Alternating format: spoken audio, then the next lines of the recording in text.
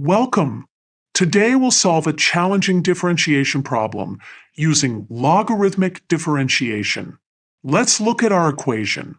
The first step in logarithmic differentiation is to take the natural logarithm of both sides.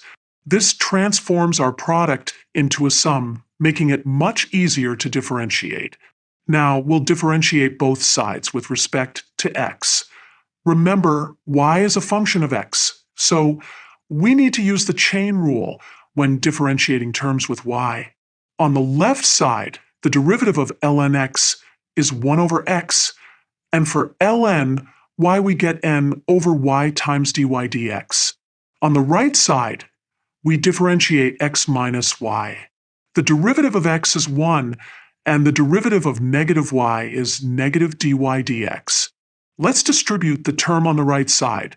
This gives us m plus n over x minus y minus m plus n over x minus y times dy dx.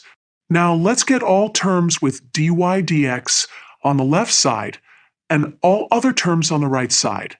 We can factor out dy dx on the left. After simplifying the numerator and denominator, we get this expression.